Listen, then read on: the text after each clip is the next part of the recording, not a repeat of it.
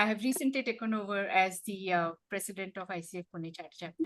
ICF Pune chapter has entered the 7th year of inception, and we've been always recognized as the most promising chapter in the world. We hope to keep up with that reputation this year as well. Welcome to the session in the International Coaching Week. ICW is celebrated all over the world during this particular week every year in May. And the intention for celebrating ICW is actually to celebrate coaching, to celebrate the transformative power and impact of professional coaching. This year's theme is Innovate, Elevate, and Celebrate. And we hope to do each of those in today's session. I think one of the things that I ought to mention that very recently we lost our past secretary and director of outreach, Pradeep Natarajan, and we deeply mourn his absence for this session. I'm sure if he would be here in this session. But the way I have known Pradeep is he was always somebody who would want the show to go on, and in that spirit, we mourn his absence and yet continue with our session. So today we have a power-packed session to extremely accomplished individuals in their own fields, and our team is all here. So without further ado, may I request Devi to introduce our first speaker. So thank you, Jayashree. Hello, everyone on the call, in the session. It's my pleasure to introduce Arnab, who have been a friend and been an ex-colleague in CEAT. Arnab is the managing director, CEO of CEAT, and he also sits on the board of the company. Arnab has been extremely accomplished professional and with high pedigree, IIT Kharagpur, IIM Calcutta, and then advanced management from Harvard. The best of inputs has gone inside, and he's been a very energetic, very creative person, and believed to lead from the front. It's very stable career. I appreciate always all the 36 years, just 3 companies. Berger Paint, 6 years, Marico, 10 years, and then CEAT, almost going to be 20 years. So fabulous credentials. And the best part is that I have seen him very closely leading from the front, and he's one passionate person who loves to lead from the front. Very result-oriented and very creative at the same time. Arnab has, under his leadership, CEAT has got, many awards, but one of the most promising one is the Grand Deming Award, which is just one of its kind. And CEAT is the only company which has got it in India. Okay, it's a Japanese quality award, which is at the highest level.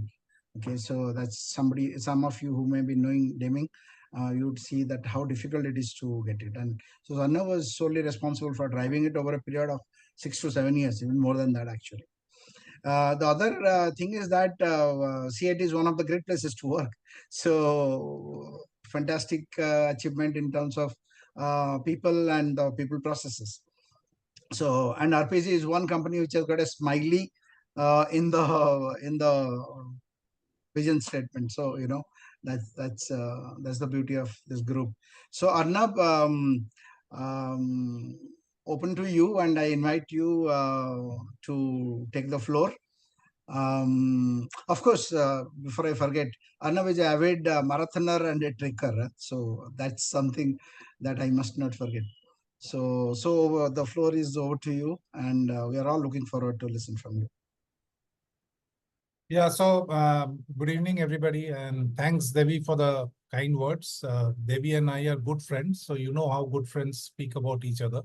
So need to discount that a bit, quite a bit, actually. Yeah, so let me start talking about my experience with being a purpose-led organization. And then maybe I'll come into the aspect of coaching and connect the two. So when I talk about an organization or a person being purpose-led, it is in action. It's not in terms of an intellectual exercise.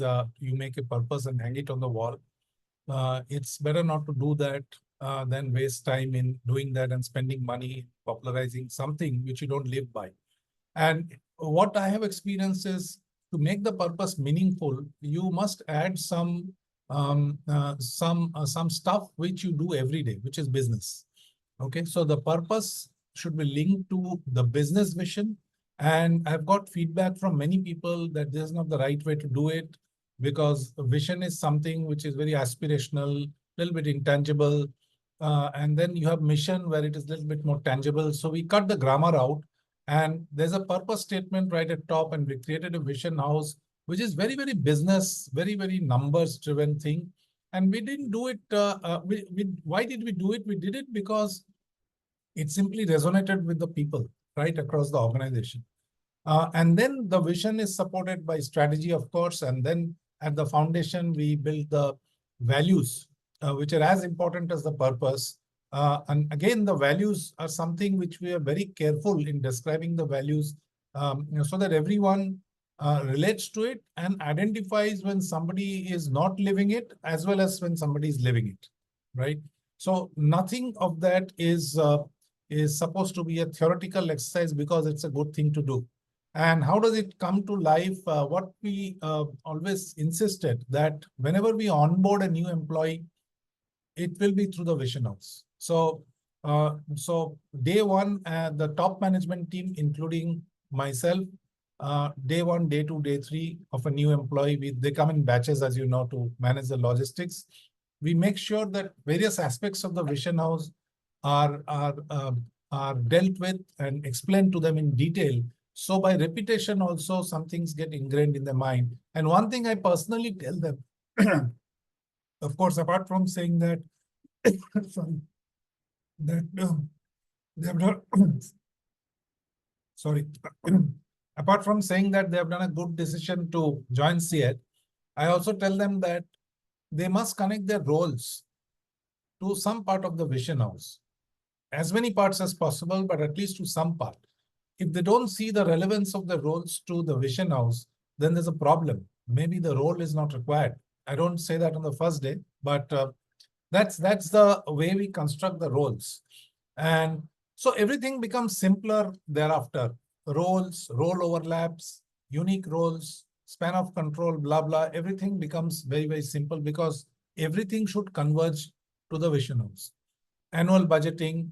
So if HR, for example, is making a strategy, it should tackle issues related to the vision house, like capabilities required to deliver what we have set out in the vision, like roadblocks which we see, which is related to which is a roadblock in terms of achievement of the vision targets. So everything converges there. And then for business matrices, there's a KPI tree which we built right from the purpose, vision, strategy, which percolates down to the top two layers of management and from there down below. Even the KPI tree is defined very clearly with a linkage to the vision house. So everything, when it converges, you don't need to explain too much to the people as to why we are doing what we are doing. That's one aspect. Second aspect is, I was fortunate to be working in this organization and working on the tenets of TQM, which we call QBM, quality-based management inside, which makes one of the outcome of QBM in terms of philosophy is that it makes the individual subservient to the business realities and the processes to make the business succeed. So it deals away with hero worship. It focuses on collaboration, cross-functional working. It dissolves the functional boundaries. Not that we are 100% pure in that sense, but we have moved a long distance over the last 10 years through the TQM journey. And it also, in a way, asks you to be non-judgmental, in the sense, if something you want to improve, or if it's something you want to fix, or some opportunity you want to grab, then look at it dispassionately, fix the processes, bring a new process, or look at it. Why, if people are not adhering, you don't blame the people. Your process may not be worth adhering to. So that's the kind of approach TQM builds into your mind. And then finally, when I look at coaching, it kind of nicely fits into this kind of philosophy or culture. When you are non-judgmental, when you don't review for the sake of finding out gaps and saying that you guys have not performed, you evolve into a culture as a leader, that if I have smart people around me, what can I do to make them succeed? What processes, human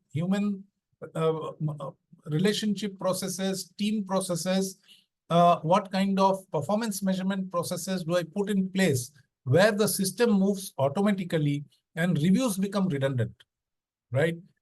Because if I am looking at me as the head of this organization, I have stopped working in the market some 25 years back. I have stopped working in a shop floor. I've never worked in a shop floor. So leave that aside. I came from the sales and marketing side. So the point I'm making is that hands-on feel is gone. So I am living through reports, through occasional visits with customers, and I have to depend on various smart people around me. So what right do I have to review them? I will review them through, at best, my natural intelligence. That's not good enough for the organization. So as leadership, I think our role is to set our people up for success, ask them what they do, what do they need, what are the issues that they're facing, what resources do they need to succeed. And if all my subordinates and their subordinates succeed, we as a team will succeed. It's a very simple philosophy which I practice, and I push my first team, the top team, to practice as well. And that is where coaching comes in. It fits in nicely because coaching is all about, and I mean, you guys will know it, of course. I'm just repeating what you already know about looking at the potential of a person and helping the person to maximize it as an individual or as a team. And I got into coaching very accidentally when Arvind Agarwal, who was then at RPG Group, he organized a session and I was called in. So maybe I didn't have, my calendar was free. So I sauntered into this whole program, not knowing what is there. And it left it's some impact, but not a great impact. But I carried that thing, there's something new and maybe it's worth learning. But then I dropped it. Then in my Harvard stint, when I went for the advanced management program, again, a coach was assigned to me for 6 weeks, I think 8 weeks. I was a coachee then. And I tremendously gained from the relationship that went on the side. That was not the main part of the program. And we were taught how to coach, very elementary stuff. And I remember my first coachee in Harvard. After I finished coaching, I asked him, how did it go? So he said, I felt like a very tough interrogation happened for 1 month, for 1 hour. And that guy was a US Marine. So I still hold it as a badge on myself that I interrogated a US Marine. But that was not coaching, of course, far from it. Then that kept intriguing me. And finally, I believe that as I go along, I must pick up something new which interests me, not just for the sake of it.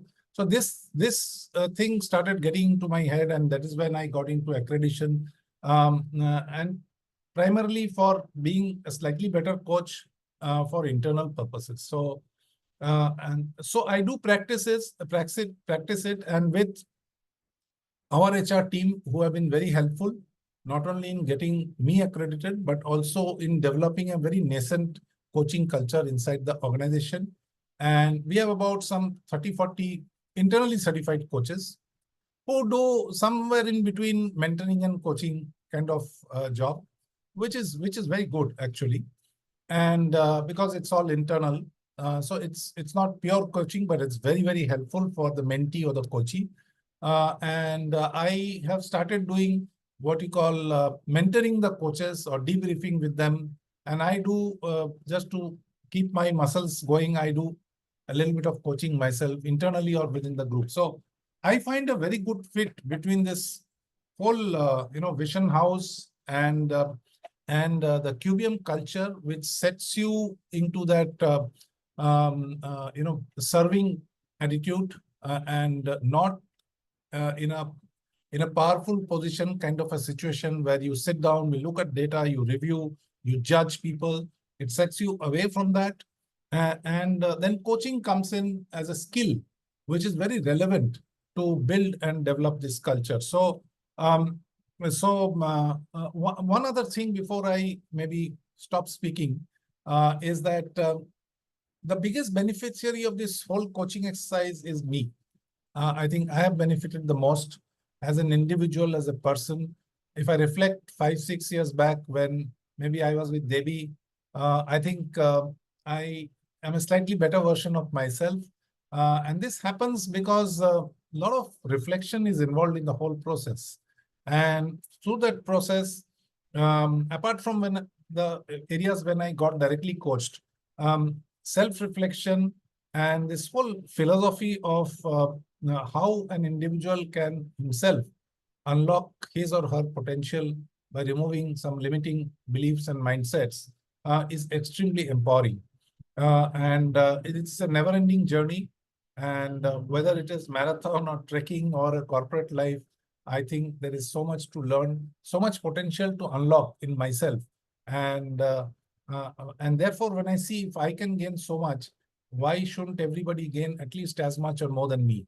So that's the feeling I am always left with, and that's the that molds my behavior and my leadership style, hopefully. So I'll pause here and maybe get into a discussion. Yeah, beautiful, beautiful. And Arnab, I must acknowledge that. So you are still developing people, and then also you are developing people, but the self-reflection and the way you are expanding that is something really touching. I see a difference. So I'm very overwhelmed seeing your change there. And so wonderful. And the other thing I loved about is the cross section of the QBM and the Vision House, and how coaching is beautifully sitting on the cross section, giving you a non-judgmental platform to look at, as well as connecting very strongly to the purpose. I think it's beautifully being told. I just have to tell the participants, if you have questions, please do write in the chat box, and Saurav and Renu are there to moderate and probably come back. And at some point of time, you could directly also ask. We'll open that up. So, Jesse, I'll start with the first question, and then probably we'll follow it up. So, Arnab, I just wanted to take your view. See, you have been an industry leader, and you also are the today the head of Atma, right? The Tire Manufacturers Association head. That goes by rotation, so it's not an achievement. Okay. No, but I'm just saying the perspective is a little higher. So tire trade is pretty tough, as we know. Chinese global competition, then benchmarking with the best in the world, and then growing. Over a period of time, as you look at leadership, what are few of the competencies which have changed or evolving, which would actually need to be inbuilt into the current leadership to ensure that there is a safe, the future is safe and the organization can grow? So what are those things you see over a period of, you take a decade, 10 years kind of a slice and look at it? I think you're meaning top leadership here. Yeah, Tom. Yeah. So the thing, to quote an obvious thing, the thing that made us leaders won't sustain us as leaders. So we have to be extremely flexible about the millennials and the Gen Zs that are coming to the workforce. Their situation and context is completely different from our context in that age.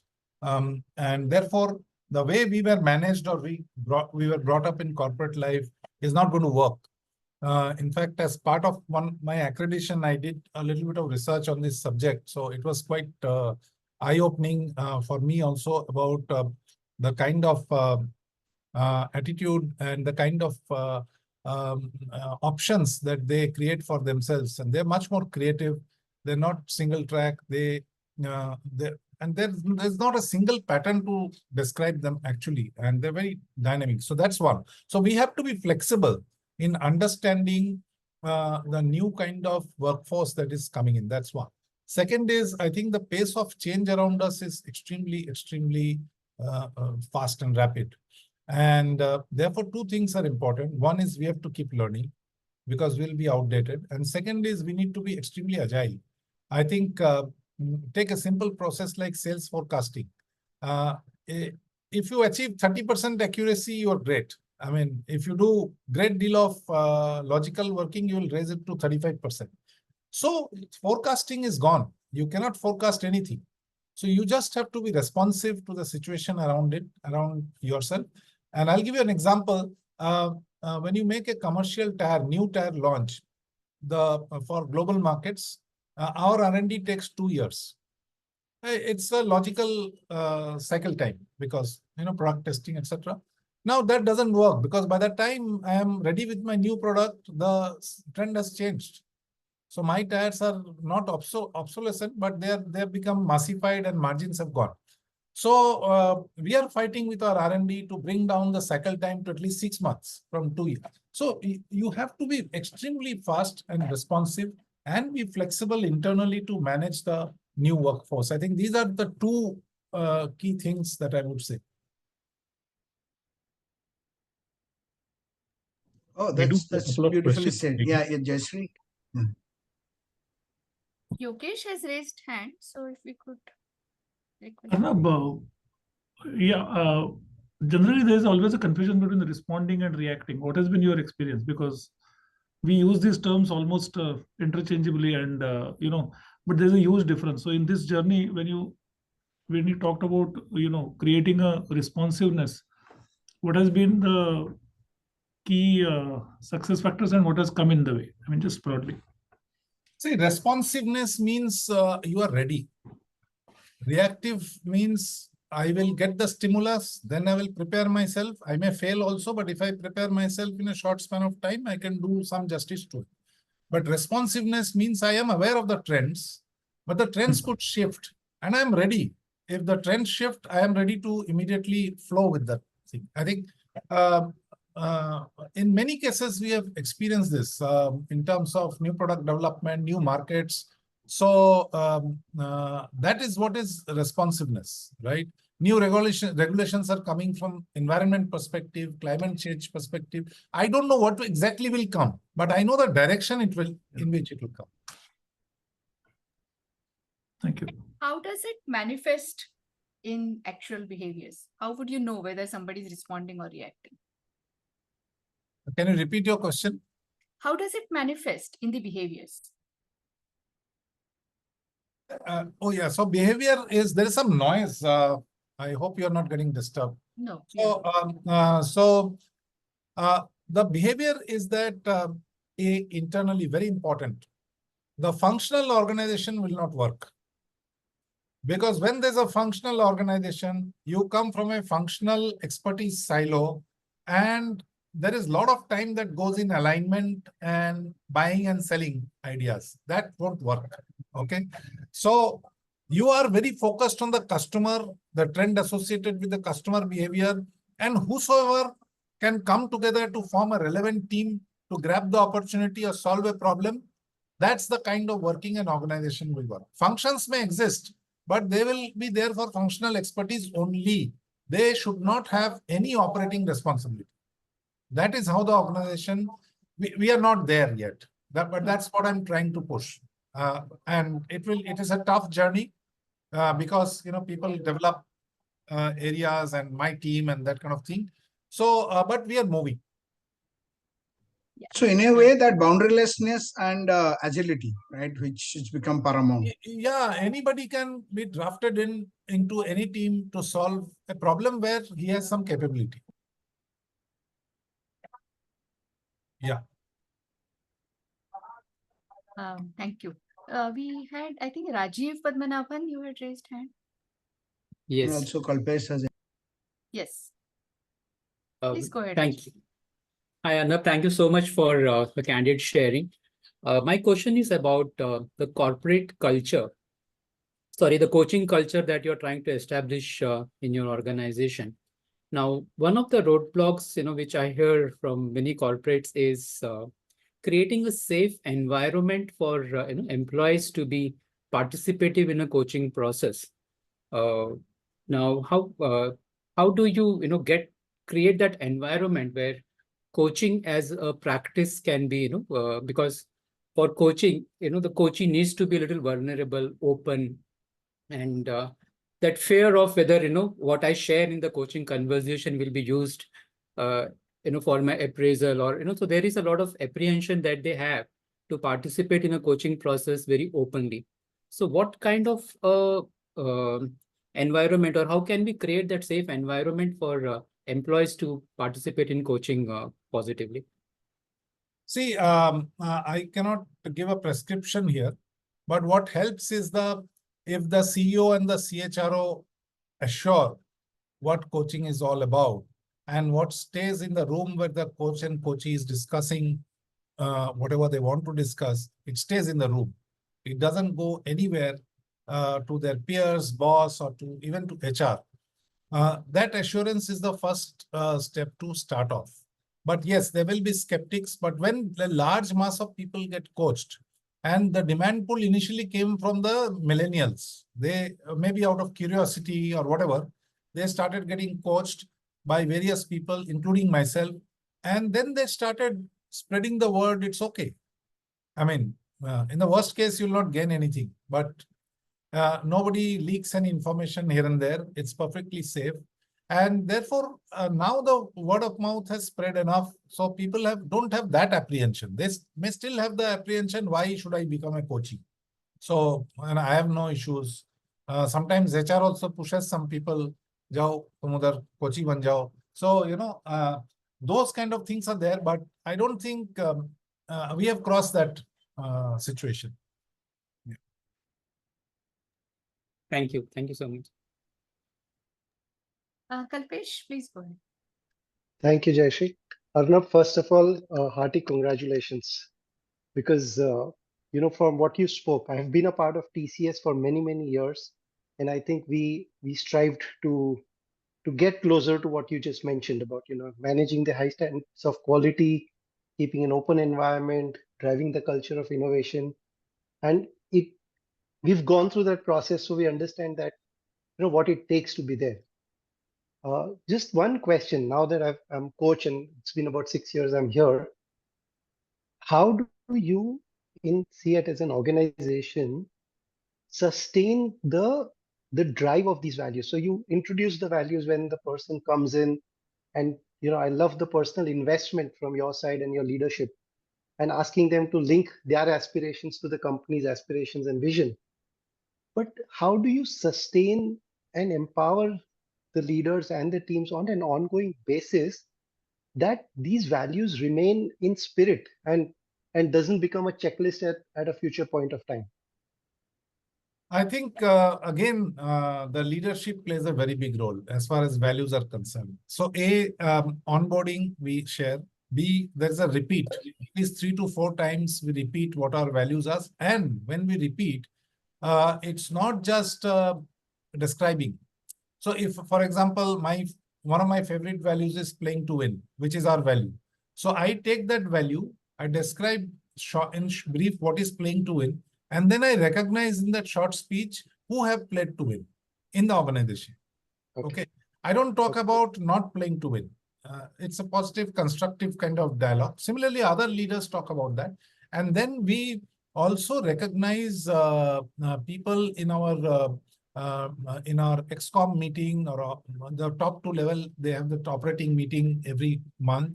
At least 1 or 2 teams are recognized for exhibiting behavior in 1 or 2 of those values. So that is also done. Then there was an input and I saw some value that you are always recognizing success, but we don't always succeed. So we also started with sunshine failure value also. Yeah, okay. So that is also done, I think 5 or 6 times in a year we do. Okay. So these things help, and role modeling, of course, so which comes through by recognition when we talk about this people, this person has done this, which is really, exhibits this kind of a value. Caring is another value. So those things are done by action. How do we care about even non-performers? Yeah. We don't keep them in the organization, but how do we handle them? How do we manage to protect their dignity while managing their non-performance, even if they ship out of the organization? So these things people see, and when they see, they realize that at least there's an attempt to seriously live those values. Beautiful. Thank you, Arnav, for I answering. also remember, Arnav, remember that Goa, I mean, first time when you are doing the value deployment, there are skits been done by Arnav and Dilip. Dilip was the manufacturing head then. And there are skits which has done. So people could get the experience, the learning through those short dramas, and short scripts that they played. So that's how you kind of, Yeah, we do all that stuff to keep ourselves busy, but people enjoy, so it's fine. Yeah. Johan, if you could unmute yourself.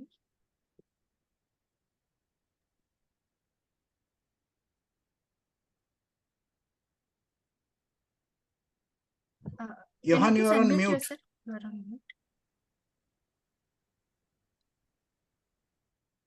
Is it better now? Yes. Great. Thank you, Arnav. Thank you for sharing your interesting views. Thanks.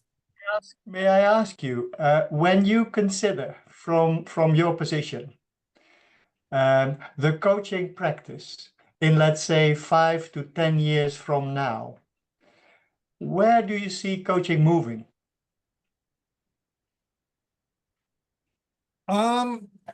I may not be an expert in doing justice to this question, to be very honest, but I will attempt.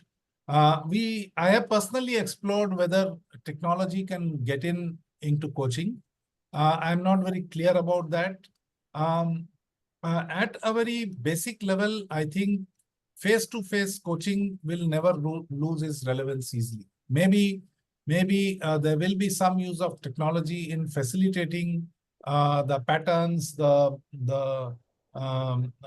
coaching the coach, like how we get trained, that can be much more enhanced by technology. But the actual act of coaching, which is very emotional at the basic level, it's not based on logic. Of course, we are getting a lot of technology which can mimic emotion as well. Maybe it will happen, but I don't see it happen. So various specialized kind of coaching may gain ground because people are now working from home, or hybrid working is happening. How do they become a team? How do they relate to each other is a question in my mind. Of course, fortunately not so much in CEAT, but in general, I'm saying. So you cannot just work on a workflow basis or a productivity agreement basis forever. So there has to be a human relationship, a team thing that comes into picture. So I think coaching has to evolve to really coach a team which doesn't interact with each other. The members don't interact with each other that much. So that's a challenge that coaching also has to sort out. Maybe I attempted a couple of things. Maybe I'll have to think more, but very good question. I'll think about it. Thank you very much for your response. Do you have any view on this, Johan? Well, Johan, I think, can you hear me? Yes. Yeah, go ahead, please. I think I completely agree with Anand. So I thank you very much for your response. I think the development of AI will be an important one in the coming 5 to 10 years. But I fully agree it will not be able to replace, let's say, the human interaction or the relational interaction between humans, and I think that is going to be very important. So thank you. I share your view. Thanks. Arnav, Johan also spent many years with Renault Nissan, so he's from automobile industry background. Yeah. Thank you, Debbie. Okay, Rupinder, I think. Yeah, Rupinder, please. Yeah, I am just making a quick attempt. I hope you're able to hear me. Yes. Yeah. Thank you, Arnav, for a very pragmatic and purposeful sharing point of view and experiences. you said a very pertinent point earlier when you said at the worst, it doesn't do any harm, right? Coaching doesn't do any harm. And at best, it transforms an individual entirely. Yeah. So these are two ends of, a spectrum that we are talking about. I'm curious to understand at the level in India where coaching is, we're still struggling with the definitions and awareness of what coaching is and what it isn't.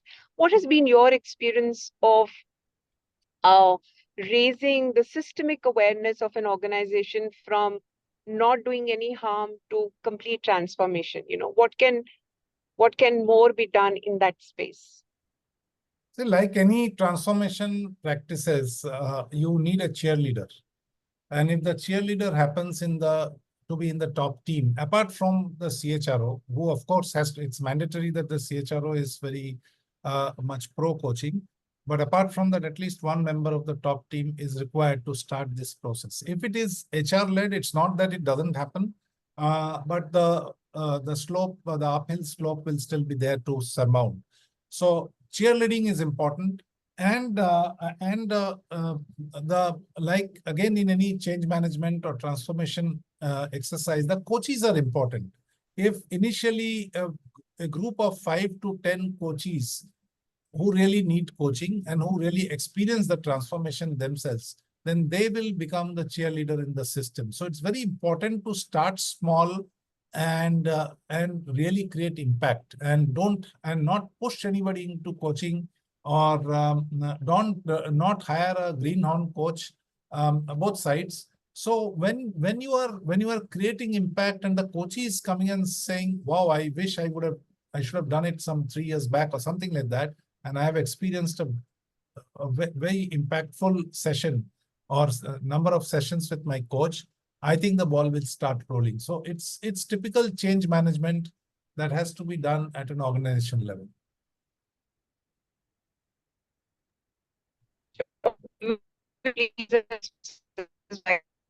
So much. Thanks, Rupinder. Shamik Hussain, please. Thank you, Arnab. Can you hear me? Yeah, I can. Yeah, all right. Thanks a lot. It's really interesting hearing you share your experiences. This is something, what I'm asking you is something with reference to what I read recently. I'm sure you and many of you might be familiar with. There's this book called Coaching with Compassion, Helping People Change. It's by Dr. Richard Boetzers. And in that, he mentions, the author talks about corporate coaching especially, and he talks about coaching for compliance versus coaching with compassion. When he says coaching for compliance, it's essentially that in organizations, it's largely the management who has an agenda, and they identify, not always, sometimes they want the team, members of the team to be coached for an improved performance, which largely benefits the organization and in some way the individual. So, I mean, it was very interesting when I read that. So I mean, having been in the corporate side, I mean, been there, experienced that, I wanted to hear your views on this. What's your question, if I may? The question is, I mean, how often is this? Is it a fact that in corporates and corporate coaching, it's largely coaching for compliance, wherein it's not so much the individual's requirements or needs which are catered to, but it's largely driven by the organization's objectives? I would say it's somewhere in the middle, because the organization would recommend somebody from, I'm talking from my experience, okay? So I don't know what's happening in the world out there, but in our organization, when we refer somebody for coaching, when we recommend somebody for coaching, obviously the organization interest is in mind. Yeah. If this middle to senior leader is coached, there are some limiting mindsets we perceive, and hopefully those will be removed, and he will be working closer to his potential, which will benefit organization in this impact areas. That is the reason why we recommend somebody for coaching. Okay. But however, when the coaching happens, and as a sponsor, we can discuss that with the coach, that this is why we are recommending him. Okay, it is very, very rare when somebody puts his hand up and says, hey, I need coaching. Okay, as a coaching. It doesn't happen. It's very rare.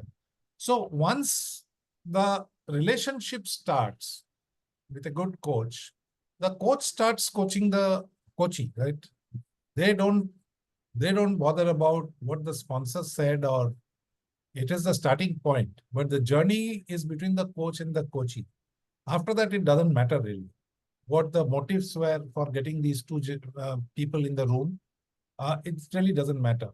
And finally, at the end of the day, if the coachee is transformed, it's highly likely that the organization will be positively impacted. In some cases, it so happens the coachee realizes this is not the right place for him to continue his career. Very rare cases, and he might leave the organization. In that case also, I think it's good for both. So once the process starts, I think the motive disappears. Fair enough. Thanks. There are a couple of questions on the chat board. Mani, you wanted to ask, you can just raise your hand and ask it directly, if you're okay. And a time check, we are at 7:43. So this Yeah, might we be the have last about question. 2 minutes. Yeah, Yeah. 2-3 minutes. So Debbie, what I'll do is I'll quickly link in two questions. Subramani and Devika have two questions which are very similar now for you.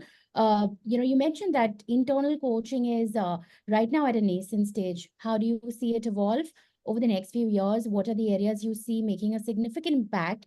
And second part of it is there any attempt to measure the impact of creating a coaching culture on revenue and profitability? So first one, I think it will evolve more as mentoring than really coaching internal. And I think that's very good because both the mentee and the mentor has the same context, so it's fine. And if that happens, it will be really, really good. And if it has a dash of real orthodox coaching of how we understand coaching, that's fine.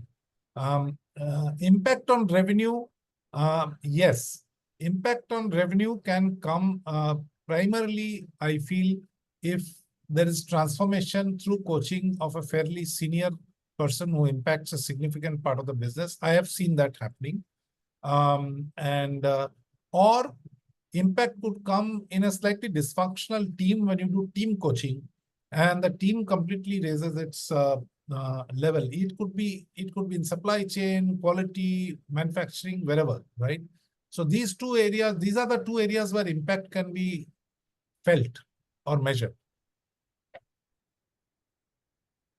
Awesome. Thanks for that, Arnab. Debbie, over to you.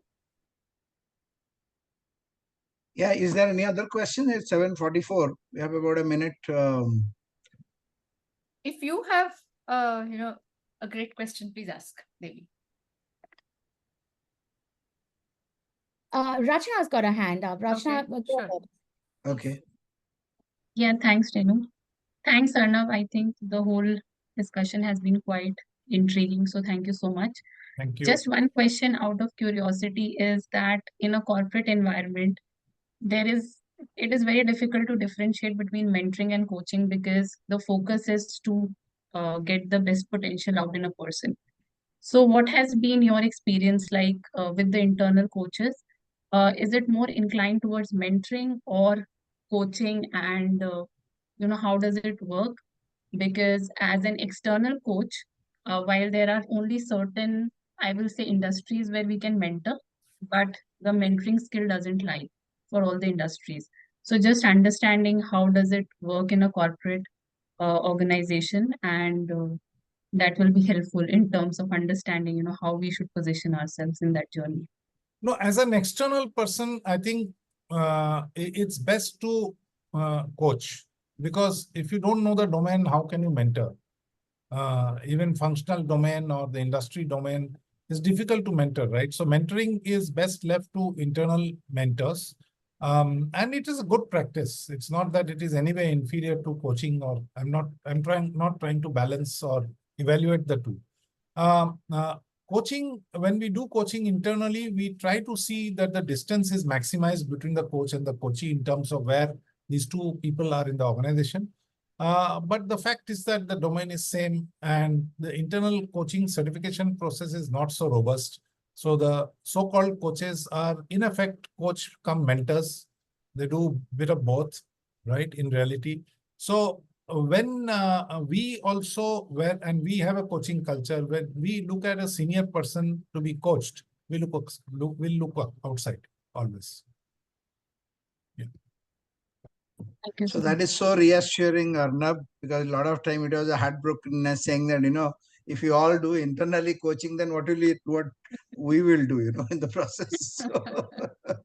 Yeah. So thank you so much, Arnab, for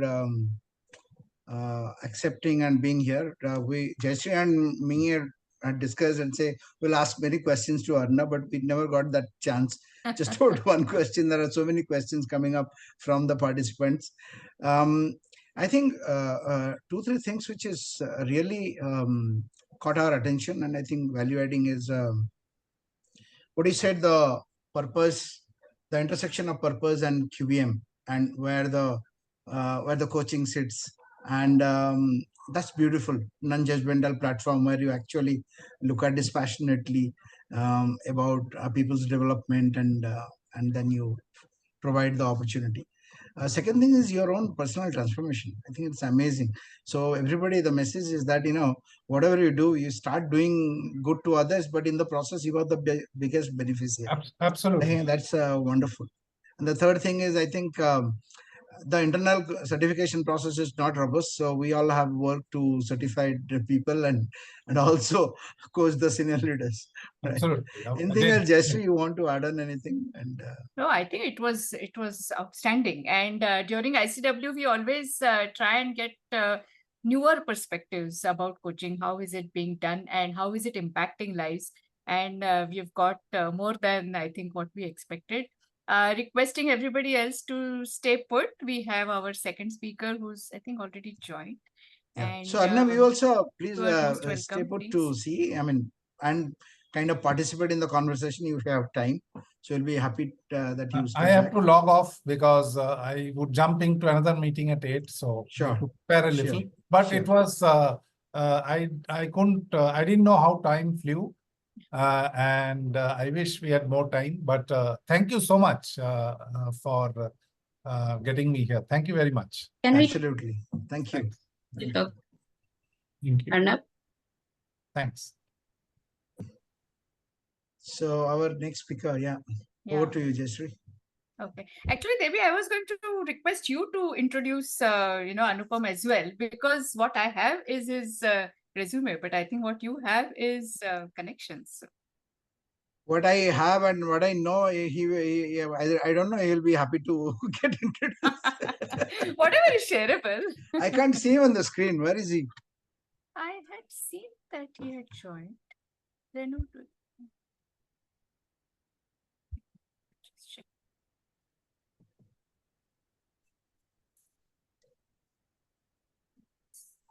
I can't see Anupam on the screen. He's logged in. His video is off and he's on Video mute. is off, yeah. Oh, that is why we can't see. Yeah.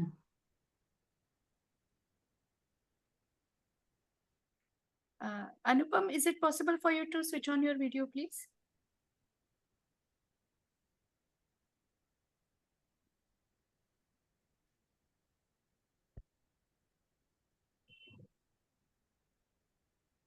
So Jayashree, while we wait for Anupam, to get connected and be present on video, I think to everybody in our audience, great energy, great questions coming on chat. Please keep that going. If you have any questions about coaching, about ICF, memberships, etc., please drop these in the chat. If something cannot be addressed in this session, we will make sure somebody from the ICF team responds to your query.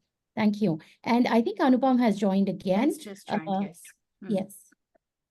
Anupam, are you able to hear? I'm so sorry. I'm so sorry that as things stand, technology will fail when you want it to work the best.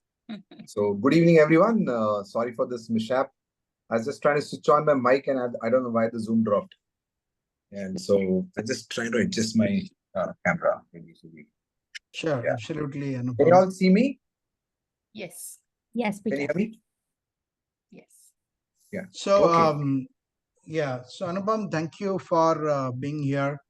And I just want to, I may just inform that Anupam just lost his father very recently, and yeah, hats off to his commitment that he came back and he said, no, I'll do the session, because we were wondering what to do and should we praise him. So thank you, Anupam, one more time for really showing up today and honoring your commitment. Debbie, it's just that, we had already made a commitment, and thankfully the family is supportive that I could join this, and I thought I can do it, so let's do it. So sure. I didn't want to walk back on the commitment we had made, keeping in mind that something has been pre-scheduled for some time. Sure. And thank you for your condolences and the words of kindness. We really appreciate that. So let me introduce Anupam to the participants a little bit, and Jayashree, please add on. So Anupam is the CHRO for Bajaj Finance. I know Anupam for many years now, and he's again passed out from XLRI. And of course chosen upbeat, wanted to be a consultant, ran a consulting organization with one of my close friends, and then he was part of Tata Management. So Tata Management Training Center acquired their consulting organization, and he became a part of Tata Management Training Center, the premium institute which develops leadership. Then Anupam was the India head for CCL. Again, CCL is coaching and assessment company. So in that role, as he was running the PNL, and he has led many strategic interventions, not just training and creating more coaches in India, but actually doing strategic coaching interventions, large strategic coaching interventions in many large organizations. So that's, he has the unique experience, okay, of doing that. Then Anupam joined Bajaj, and they do a lot of work on coaching. So a lot of senior leaders get coached, and coaching is generally used as a major leadership intervention for leadership development. So Anupam, thank you for being here. Now the floor is yours, and we'll follow it up with question answer sessions.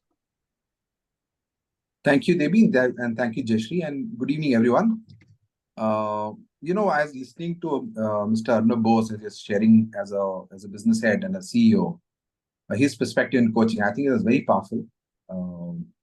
So I just thought, as we're getting into this discussion, that let me re-anchor on some of the first principles of coaching that I have experienced or worked with over the last 15 years. I've been exposed to coaching. So, many a times, and as external coaches and as CCL also, that used to come my way, where people would reach out to you and saying, you know what, this guy's a great performer, but he's got these issues. Can you fix it? And can coaching fix it? Because I've tried everything that doesn't work. And that's how many of the conversations start.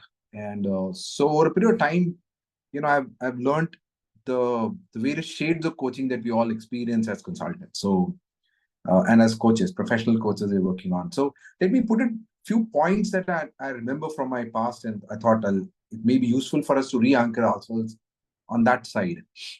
One is, coaching could be used to address a specific challenge. It could be performance related, it could be behavior related, or behavior leading to a performance impact that way. Second is to support a leader, where, it could be different shades. One could be step-up coaching.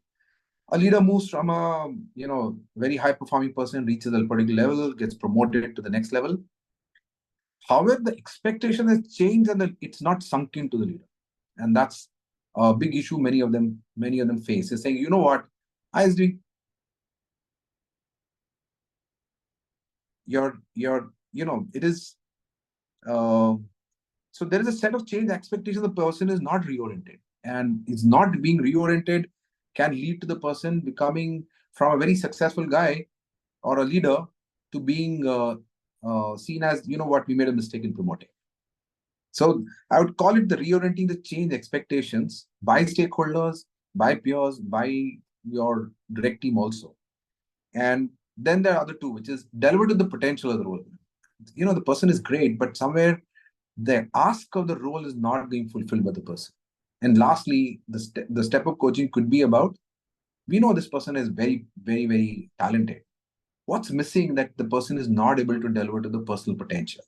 Now, I think Arnab in this previous call spoke about that delving to the potential being a shade that they focus on. But I think you should keep in mind as professionals that these two other kinds of step-up coaching also comes into play. Lastly is expand the horizon of the leader.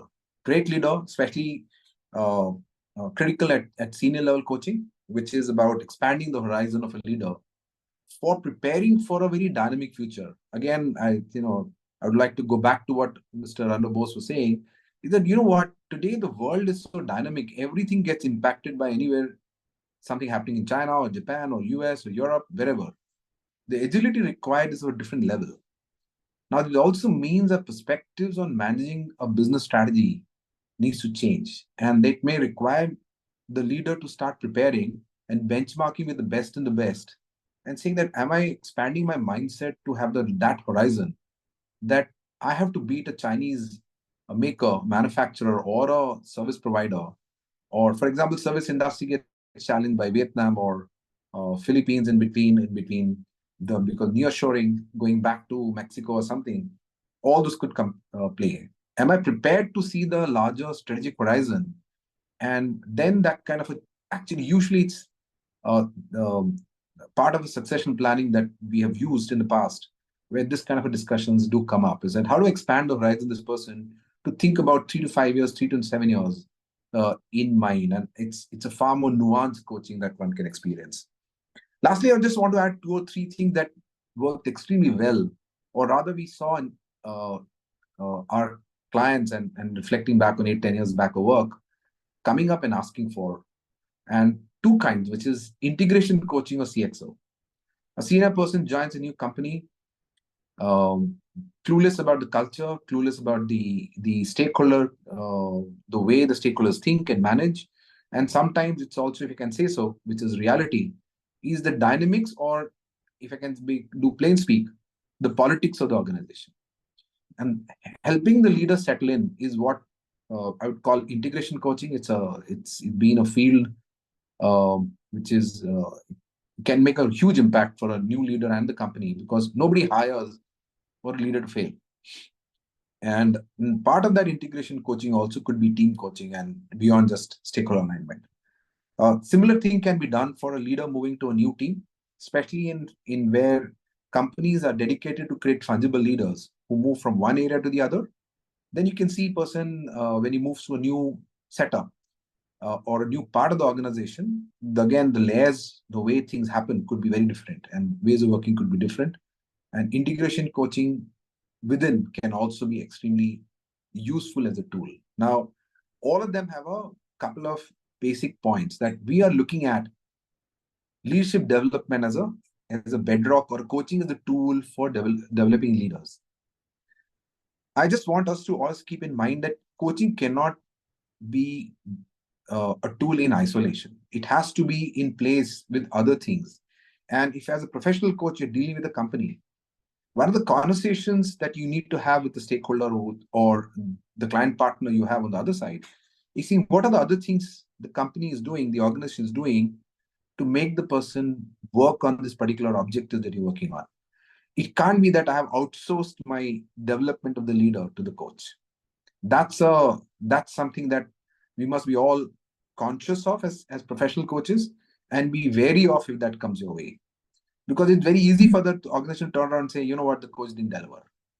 And let me tell you, as a professional, I'd hate to ever not deliver what I'm tasked with. So I just keep this in mind that it comes in. Now, the other thought, so that's the way I would say how the coaching conversations can happen. Also, the funny way, many a times the client comes with the need saying, you know what, this person needs executive presence. Actually, the person, you may have to get into a coaching conversation with the client partner saying, what exactly does the person need? What makes you think that this person needs an executive presence? Your coaching skill set could also be very, very useful in sharpening the need of the person before you meet the coachee per se. Because that's what will actually define the objective coaching in a much, much sharper way, and can therefore deliver benefit to the individual and the organization. I have a slightly different take from Arnab, and saying the individual has to be the center of coaching. If individual shifts, the organization benefits. It's not vice versa. While the objectives are definitely defined in a handshake between the coachee and the organization, that's given. But if the individual doesn't shift, the organization will not gain. Therefore, the point I was saying earlier, that outsourcing of development cannot be to a coach. It has to be a joint or a collective responsibility between the coach and the company, and that I believe is important to establish at an early stage of contracting. The other piece I want to talk about the role of a coach. You know what? Over the last few years, I've also I've been working in the coaching field since 2005, so it's been more than 15 years now. What I see is that the coaches sometimes get, I can't say confused, but sometimes believe that continuous coaching assignment from a client will come when I, in a way, if I can say, I flow or toe the line of the organization. I would say that will be a big disservice to the organization as well as to the individual you're coaching. I would say the important would be is that we first see to it that some kind of a realism is done, and we're not in a way getting into a trap of saying I have to toe the line of the organization. So as a coach, I would say the best practice is anchor the conversation in realism, which is starting from, in other words, assessment of where the person is today. What's making the person consider, or why is the organization consider coaching? Or sometimes I've also seen that some smart leaders have walked up to the organization saying, you know what, I seem to be stuck on something. Can you help me find a coach who can work around or help me work around this? Usually it doesn't happen. It's less than 5% of the cases. The point I think one of the coaches asked in the previously, who defines the need of the coaching? Usually it's initiated by the company. However, a good company or a good organization will have that conversation with the person before coming to you. Now, seating the conversation in realism, of course, building a trusting relationship that no news leaks out is given. However, one of the practices we have followed in Bajaj is that after 3 rounds, we don't set up goals on day one. While the broad brief for coaching is released to the coach saying, why do you want to do coaching? It's aligned with the coach, with the coachee and the manager and the skip manager. When we release the coaching brief, we clearly define what is the objective, why we're doing this, what are some of the things that we hope to achieve from this coaching. And after the transparent discussion, it's released to a coach. First 2-3 sessions, we allow the coachee and the coach to build a relationship. We say it's better that you spend time knowing each other, coming to know and trust, and match your understanding of each other. And then we think about goal setting. So maybe the goal setting will happen in the 3rd session. Or sometimes if it moves well in the 2nd session, they need to come back and say, yeah, we're ready to goal setting. But however, at 3rd, definitely the goal setting is required to be done. After 2 sessions, sometimes we also give a chance to both the coach and the coachee to walk away from coaching. A conscious call is made to both of them. Now, sometimes as a senior person, I'll do that personally, the call saying, how's it going? Are you sure that you want to continue this piece? It could be for a coach or a coachee. Now, I've had situations where the coach said, look, I don't believe I'm the right coach for this coachee. You may look for a different coach, or the coach is not willing to walk this path. So let's not waste our time. Now, for a commercial coach, it's a challenge. You've got a contract. However, it works best because I'm willing to work with that coach multiple times because I know that the coach has the best interest of the coachee in the company in mind. Similarly, the coachee sometimes walks up and says, you know what, this is not working. Can you give me a different coach? And I've done that. And I've talked to the coach saying, look, it looks like we can't pursue with this given that there are some concerns in the way you're dealing with the coach. And we have changed the coach and pursued a similar path with some really good results and outcomes that we are hoping to get. Lastly, on working with this is that, especially male, there are, you will face gender differences while the different coaches comes in. And it's we just need to be conscious of that. So many of the times, while male leaders come out as a very, very strong, very dominant, etc., they possibly are also sometimes hiding an anxiety that's not visible. And if the trusting relation develops, they are willing to come out and talk about it. A big role the coach can play is, whether it's an imposter syndrome or whatever, is helping the person walk across the ditch of anxiety and come out, because after that, the coachee will fly. Because possibly he has the domain expertise, he has got everything. Something is holding the person back. Could just be the anxiousness of the role, the size of the role, or the expectation the company has from the person. Now, I have a very, very good friend who does a lot of coaching for golf prodigies, and he's a coach for them.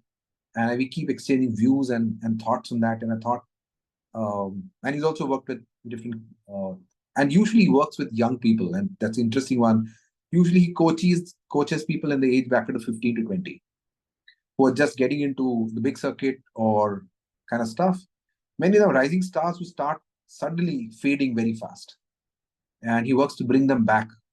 One of the things he talks about, and many of you may have read about, this concept of flow, where your capabilities and your mental strength, or the ability to handle complexity, has to come in line with your skill set and your attitude. At that stage, people say you're in flow. Flow is also used for excellent sports people when they're performing at the best, saying he or she is in flow. Fact, at the point of time, the person's capability and what's being thrown at the person from the if it's challenge or complexity, if they match, then the person becomes in flow. The power for coaching experience is that I have seen leaders moving from being anxious to coming in flow. I think that's the power, and it's not only I've done multiple assignments during CCL. We've worked with multiple companies and multiple types of assignments. That's the most satisfying experience one gets as a service provider. Saying, the person was yesterday very conscious, anxious, and today the person is in flow. And then what Arnab said, if that happens at the CXO level, you can see that the impact on the company can be substantially large. The couple of best practices that I would want to call about for professionals. One, I think supervision of coaching is something which is an emerging trend. It started about 10, 12 years back, where coach finds the supervisor. A lot of learnings of coaching have come from the counseling field. The basic tenets started from coaching, came from counseling, and then got embedded in the coaching practice. One of the things which all counselors work with is their own coach or a counselor or a supervisor. I've, over a period of time, seen the power of supervision, where a coach can bounce off what they are experiencing on a regular basis. I understand that ICF provides that facility when you are being groomed to be a coach, from ACF to a PCF to an MCF. However, when you are practicing on our own with a client, some of us miss that opportunity. And one of the suggestions I would make is that look for a person who could be a buddy mentor for you, or a buddy coach for you, or who can supervise, or a senior coach you respect and work with, and where you can go and bounce off your concerns as you're dealing with a challenge with a coachee or someone else. Because all of us need conversations to clear our mind. And some of these conversations really can be powerful for us to make an impact.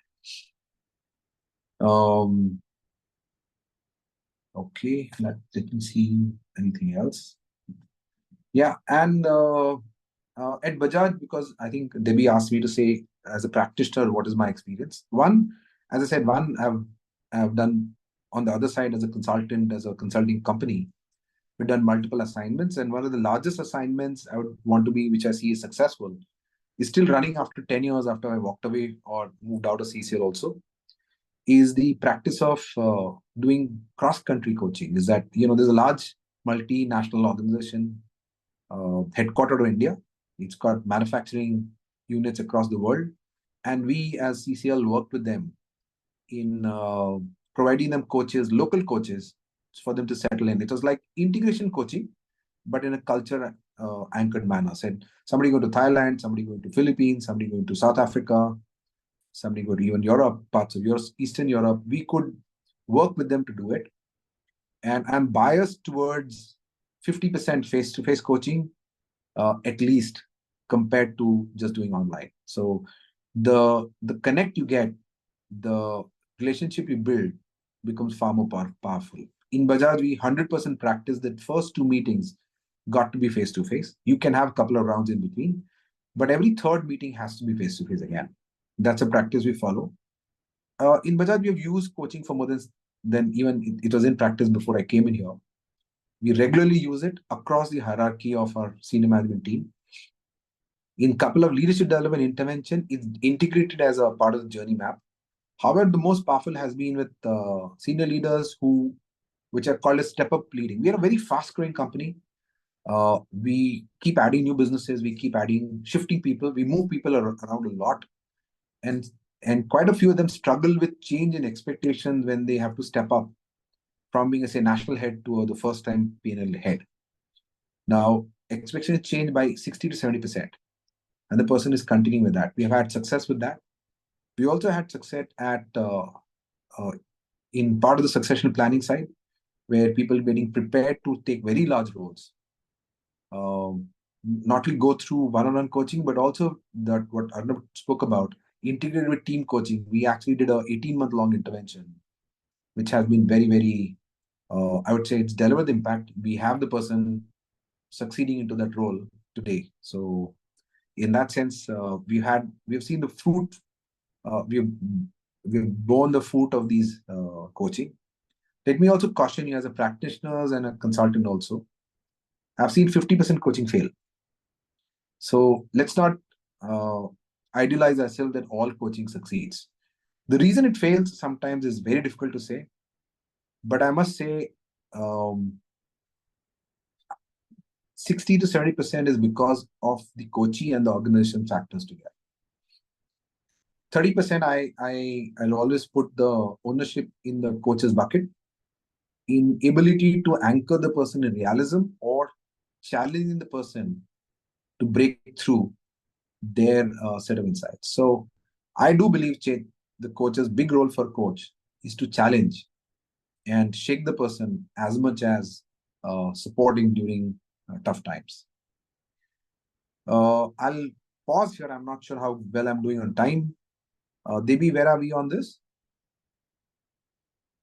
No, we are quite okay. Thank you for this insightful presentation, Anupam. Jayashree, you have any questions? And let me request the participants to suit up their question. They could just raise a hand and also ask. So I have a So few then, if questions. I have a minute, let me add Yes, please. 2 shades which came up from Arnab's discussion. One was, you know what, all you have to understand is that we are on a continuous treadmill where the performance bar is changing every day for every leader. It does not stop. He spoke of agility. Now, the question we have as coaches is, how are we raising our performance? Our practices and whatever we're bringing to the table, are we equally investing in ourselves? I think Shafiq Hussain talked about reading the book on coaching for compassion, coaching with compassion, coaching for compassion. Unfortunately, I've not read the book. I'd love to read it someday. But I must say this, that investing in ourselves in not only practices in coaching, in bringing it in, but also what's the world we are developing parallelly. You know, you will be working with a service client or a manufacturing client or some other client. Do you understand the business well? Do you understand their strategy? Do you understand the structure? And which leads to the dynamics in the company? If you're working with a CXO level or CXO -1, understanding these domains is equally important for a coach to become successful and making the right impact. So how do we keep anchoring ourselves and raising our bar by understanding the business, the dynamics, and therefore appreciating the realism of the coachee is one piece that all of us to keep in mind as we work on this. Over to you, Jayashree. Absolutely. No, thank you. Thank you so much. And in fact, I was going to ask you this question as to when you, let's say, engage coaches, external coaches, if you are engaging, what is it that you look for?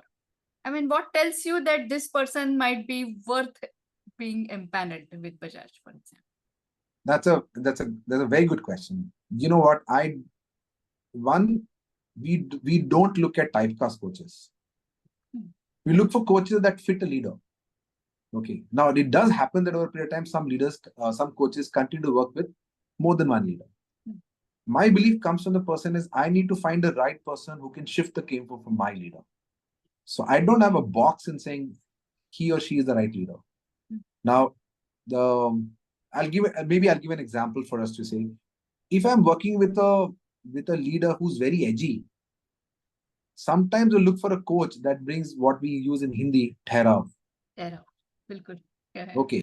So what we need is a coach that can calm the person down so that the person can use the person's energy in a rightful way. Right. So that's one example. And we may look for someone who also brings in a mindfulness practice along with the coaching to bring that element for the leader to appreciate and learn from, and therefore the coaching engagement becomes more fruitful. But some other leader where we believe is in a status quo situation, I'd rather look for a person who can challenge the person in a very big way. Push the person. So I may choose a coach who I know, or after having a set of conversation, etc., say that, look, this person can actually fire up the person by the right set of questions and driving the person in thinking differently, or etc. Last time thing is that, sometimes the context of the person is in, we have a work lady or a person who's one of the tasks or the responsibilities to think about and bring new original ideas or look at innovation practices. I'd rather look for a person from a creative field who can help the person open up the minds to options. I think Arnab also mentioned that, is that the goal of coaching is to look at options. But the point I was trying to make is that it's not a one size fits all. It's what the leader needs. If you get that kind of a coach, it really helps. What we definitely look for is some deep understanding of practice of coaching. Second is, of course, person has been successful in at least one role or two roles in the past. I'm not looking at only HR professionals. I look at business coaches also. I'm not averse to any kind of experience. So, for example, one of them, I'm looking at advertising professional working with a business guy. Right. Because that person brings that kind of flavor that I wanted the leader to experience and open up the mind, which is more, it was a, horizon expansion kind of a coaching that we're trying to design. So that's the way I would look at it. Sure. But definitely you being, as a coach, being someone who's done some good work in the past and know the coaching practice is a basic hygiene factor that we'd look for. That's great. I think, I mean, you are really talking about that chemistry.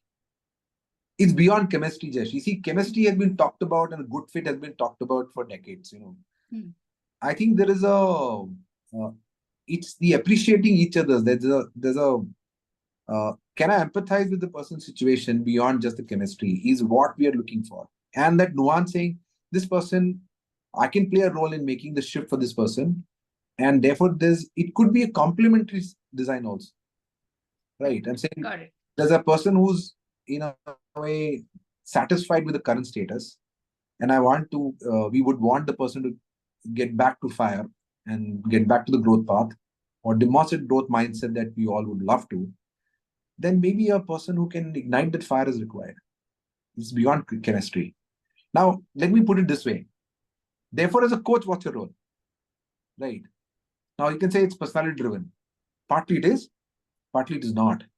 It is that do we build that repertoire of not only experience, but your range as a coach, saying that I can, as a coach, professional coach, can also bring composure to a edgy person or work with the leader and change my style to fire up the person.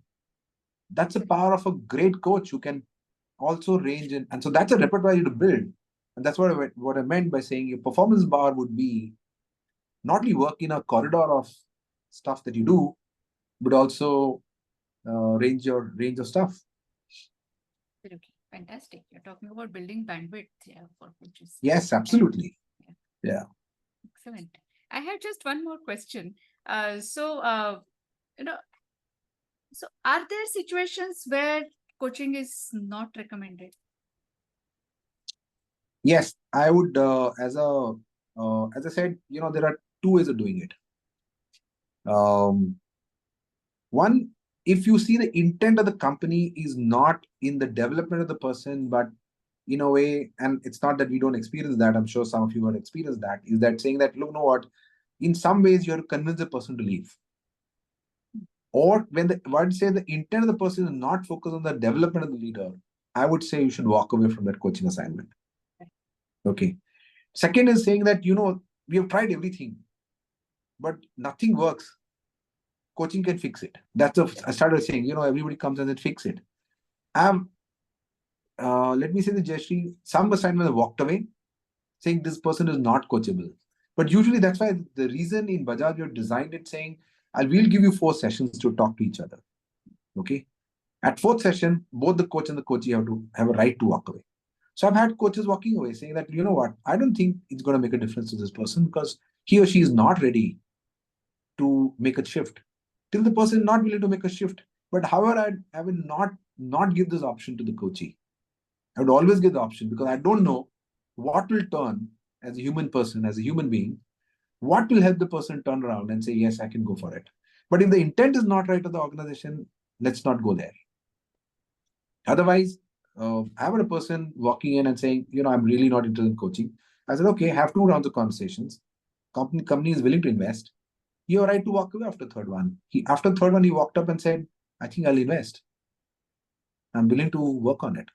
So I've seen both sides. Thank you. Yeah. Maybe you want to show? Very interesting. So is there any questions, Saurav, which is coming up in the chat? Kalpesh has a question. Yeah, Kalpesh, yeah. Thanks, Anupam. First of all, awesome. Thank you for being so candid, for being so straight. And I think, it just talks about the clarity that you have as an HR professional, and how you carry that for the leadership at Bajaj Finance. I just have one question, and this is something that I have come across because I've come from the corporate background, and now I'm on the other side where I'm full-time coach. What I've seen in organizations is that the assignment or the linkage to the coaching starts a lot of times with it comes from a space of wanting to improve something or wanting to fix something or wanting to drive a certain behavior. And while of course you said that the agenda is about the individual and what he or she wants to do, but at the same time, there's a contradiction that, sometimes we have to push that, okay, no, boss, you have to go through this coaching to achieve a certain result. So how do you kind of, one is sustain that or continue that? Because organizations like Bajaj have people who've been there for many, many years. And it's not like a one-time intervention. Okay, today you did coaching, now you're ready for the next 10 years. So how are those elements, juggled or played with or balanced with? So there are 2 or 3 shades of this, Kalpesh, and there is no one answer to it. Let me say this. That there is an objective the organization wants delivered is a fair ask, right? Okay, that can't be walked away from. If it's in the interest of the leader in making the transition is where it needs to start from, is what I would say. Now, a step-up coaching, as an example I was giving, is that it is saying that, look, we know you're getting into a new role. Expectation will change. Can I help you walk and navigate that road or the journey of being a leader in a different role? Is the way we have to set it up, right? And it's as much of the responsibility of the organization and the coach saying that, what, my journey with you is to, take 3 more steps than where you are today, because that's what the organization is willing to give you. So the interest in the organization is taking you to the top flight of the stairs. And as a coach, you have to walk the person up the flight of stairs. He'll stumble once or twice, But if you are able to do that, he'll go step by step or a few steps at a time up the path. So that is the way I would put it, is that. Now, is there a conflict? It can be, there could be some situations where the leader and the organization are not aligned on the objective. And the leader comes in kicking and screaming, right? That's what I said, is that the first thing I would want to, as an HR practitioner on this side, I'd say, look, there's nothing for you to lose. Have a set of conversations. You don't find it useful, then you walk away. You have a right to walk away, right? I'd say the same to the coach. He's saying that if you don't feel the person is invested in or interested in doing this, don't waste your time. Walk away. Yeah. Okay. That is the other way of looking at it. So that if you set expectations right and the boundaries right and you have straight conversations with people, it makes a difference. One thing is mandatory for any of these assignments, that the manager or the skip manager, one of them, it depends on the assignment to assignment, is that they must have a conversation with the coach and the person in the room and saying, why are we doing this and what's our interest in it? Making very clear. Without that, we don't proceed with the coaching assignment. We have a couple of more questions. Yeah, Anu and Thank you. Ramesh. Yeah, Anu, if you could, yeah. Sure. Thanks. Hi. Yeah, so I think I just had to resonate. I think brilliant session, Anupam. I think it's making coaching so real. And as someone who's starting off on this journey, my question was, in a very early engagement, I was asked as to, how would I report progress? And I was a bit taken aback with that question, because this is not something where you're doing a MPTI and then you again do another one. And then that kind of was quite an antithesis to the ethos. So I just wanted to check, what's real out there, when you actually look at it from the other side. See, as I said, there is a goal setting that's got to be done. You can't walk away from it, right? Sure. My personal belief on goal setting is the goal setting is needs to be in the realm of the person's development and the organization objective. It's got to overlap somewhere. Okay. Then only it becomes meaningful. Now, what we allow and as a practice is that if there are 2 goals, maximum 3 goals are allowed. However, only 2 business goals are allowed or organization goals are allowed. The third goal is personal in nature. We don't even ask what that goal is. So that can be confidential between the coachee and the coach. It could be saying, and you know what, senior leaders are vulnerable. Okay, they're anxious about things that they don't want to talk about with anybody in the company. Even the manager, skip manager, forget about HR. Okay. So one goal can be personal, that's totally confidential between the coach and the coachee and the coach. We don't even ask about it. But the two goals, when you're done and you agreed on that goal between the coachee and the coach after a set of conversation, there is a third, the alignment conversation has to happen with the skip manager or the manager. That this is the goal that the person will work towards over the next, say it could be 6 sessions, 9 sessions, 12 sessions, depending on what the contracting is for. I would believe 8 to 9 sessions are required for habit changing coaching. Okay. So that's then done and the goal setting has been created. Then the progress reporting that happens is on that goals by the coachee over, say, every 3rd or 4th round. You can have a half an hour pre-alignment discussion with the manager saying, what is the manager seeing? But it's got to be tripartite. The coach can't do a one-on-one with the manager. That is, I think, a breach of confidentiality. The 3 of them sit together. It could be a half an hour alignment call saying, you know what, we agreed on this starting point. These are the goals we set. Where are we today? What have you observed? Have you seen this person make efforts? Because habit is not going to change in a day. Even 3 months may be too early. Saying, have you seen the person put in right efforts in the right direction, etc. And what are you doing? So one of the things we do in goal setting also is that what will the managers or the skip manager role in observing and giving feedback to the coachee? And in the 3rd session, when we meet again, what will the person come back and report back? So it's not only the coach reporting progress, the manager has to report progress. Okay, has he observed or has she observed anything which has changed? Then we are invested together. Then goal reporting is fine. Progress reporting is fine. The organization is committed to say, okay, we are observing, this is what we see. And the manager say, look, I have not seen any effort from this person last 3 months. please challenge the person. And don't walk away from that. Coach says, yes, I agree. We don't see an effort. Then you take a call whether you want to continue or not continue. Or challenge the person saying, do you want to really invest in it? Why are you getting into coaching relationship? You don't want to invest in it. So it's about 8:32. Yeah, it is. Yeah. So what do we do? There is one question of Ramesh. So I can we take take it, a quick but question? yeah. Let that be the last question. Yeah. Let him choose. I mean, is it okay if I ask? Right, Anupam, thank you so much for a wonderful session. My question comes from a small thing. See, at our time, when in 2000 I got into a leadership position, there was no coaching available, right? Wasn't very popular. So third day I was told by my boss after a meeting that you are not supposed to talk like that the way you talked, right? And my reply to him was, but you have not trained me for this. 100% agree. So my question to you is, any elevated position requires elevated behavior also, right? So do you identify the person first and coach before you elevate, or after the person is elevated, you send him for coaching? So what do you do? What is your process? So I'll give a very good consulting answer. It depends. Okay. It's a Now, classical let consulting us be candid. Let us be very Yeah, yeah. open So that how do you do it? There are two parts of this, Ramesh. Yeah. I'll say it this way. One, as business heads and business leaders, we must realize that it is whatever preparation you do, when you're in the vantage position of leadership, when you got elevated, life is different. Right. Right. True. So we can, as I said, in one of the step of coaching we do is we prepare people for succession or moving into that role. Wonderful. Yes, we do that. Sometimes it is in preparation saying 6 months down the line, you're going to be promoted. Let's start working now.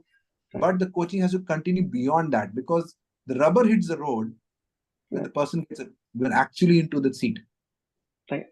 Because you are at the side of the table. If I look at an analogy of a conference table, you are sitting, you may be the first person on the conference in the right-hand side of the leader. Today, you're occupying the head of the table.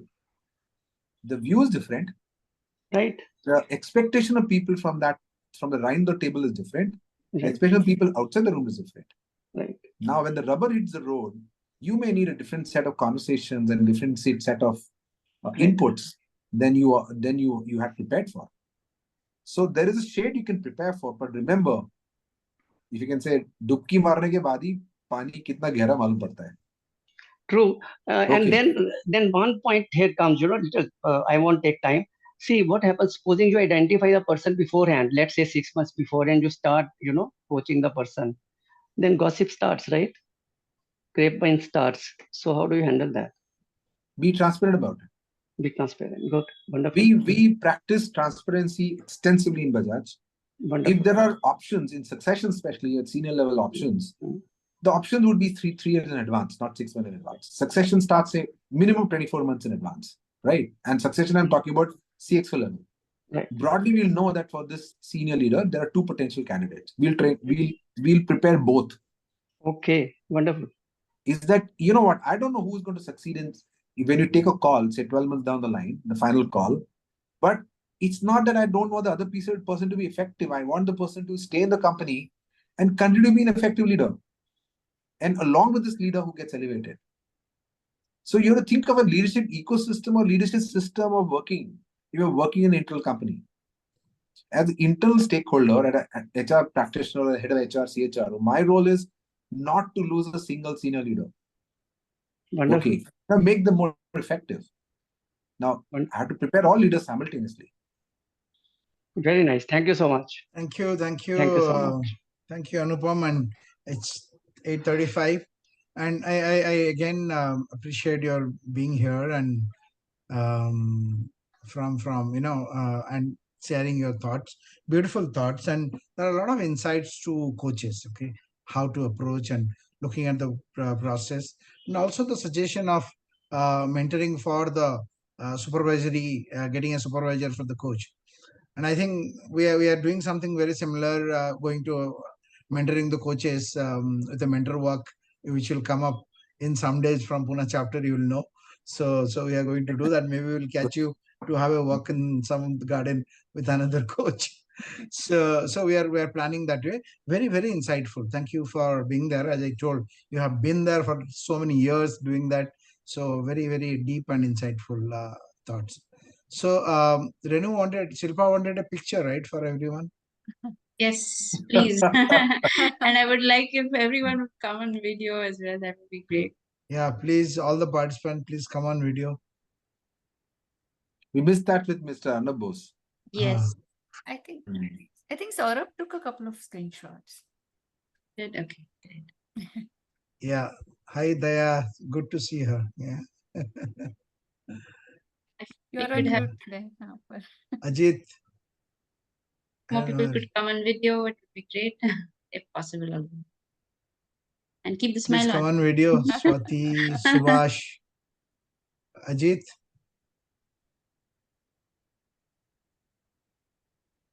Subhash. Subhash, yeah. So Ajit will be only represented by the name. That's it. No picture. Saurabh, could you take a few more clicks? If okay. Yeah. My system seemed to have. Ajit is here. Yeah. Are we sure these are the only cameras we have around? Because there are many people who are still shy. That's maybe Or they not- be at or their not homes ready. and We have a few good clicks. Thank you, everyone.